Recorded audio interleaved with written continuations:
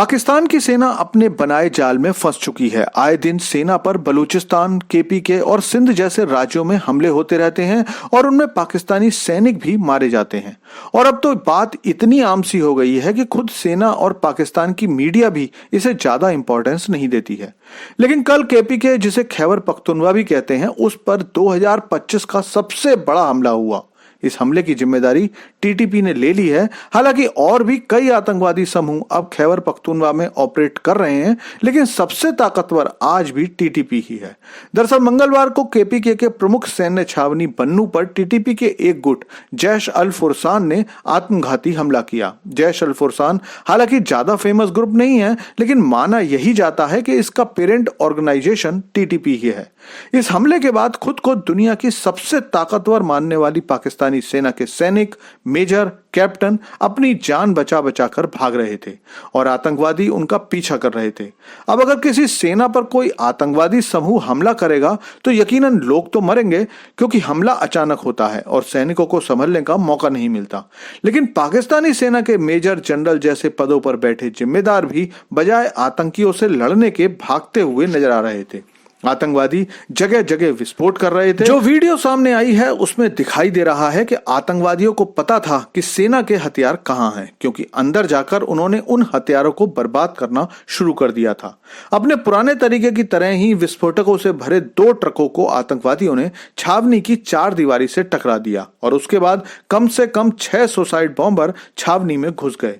जो खबरें निकल कर आ रही हैं उसके अनुसार 9 लोग मारे गए और 15 घायल हुए हैं, लेकिन ये आंकड़ा हमेशा की तरह कम करके ही बताया जा रहा है।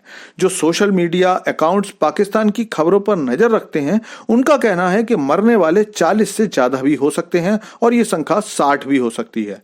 जिस दीवार से आतंकवादियों ने विस्फोट भरे ट्रक को टकराया था उस मस्जिद की हालत आप खुद देख लीजिए।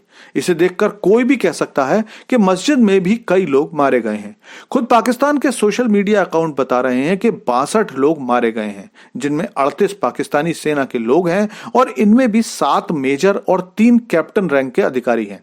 लेकिन इतने बड़े हमले के बाद पाकिस्तानी सेना ने हमलावरों को ढूंढकर मारने के बजाय जो सिविलियंस वहां घूम रहे थे उन पर फायरिंग शुरू कर दी, जिससे कम से कम 16 नागरिक भी मारे गए हैं। हालांकि देर रात में खबर आई कि करीब 6 से 8 हमलावर भी मारे गए हैं, लेकिन किसी आर्मी के इतने बड़े कंटोनमेंट पर आतंकवादियों का इतना बड़ा हमला बताता है कि पाकिस्तानी सेना का मोराल तो बिल्कुल टूट ही चुका है। साथ ही रोज रोज के हमलों से सेना भी अब थक गई है। दरअसल खैबर पख्तूनख्वा के ज्यादातर हिस्से पर अब पाकिस्तानी फौज के नियंत्रण से बाहर हो चुके हैं। आईएसकेपी यानी कि Islamic state of Khyber Pakhtunkhwa के आतंकी ही वहां पर ज्यादातर हिस्सा कंट्रोल करते हैं। आप सोचोगे कि वहां तो इमरान खान की पार्टी की सरकार है और अली गंडापुर मुख्यमंत्री हैं, तो दोस्तों ये सब कागजों पर ही है। असल में तो इस हिस्से का कंट्रोल टीटीपी और आईएसकेपी जैसे संगठनों के ही पास है, क्योंकि उस क्षेत्र में पश्तून आबादी अधिकता में है और वही लोग लोकल पुलिस में भी हैं जो अफगानिस्तान के इन समूहों का खुलकर समर्थन करते हैं। आतंकी संगठन जब चाहे पाकिस्तानी चौकियों पर हमला करके पाकिस्तानी सैनिकों को भगा देते हैं और सैनिक हथियार छोड़कर ही वहां से भाग जाते हैं। लेकिन बन्नू छावनी पर हमला पाकिस्तानी सेना की सही ताकत को बताती है, जो अब केवल वहां के नागरिकों पर ही दिखाई देती है।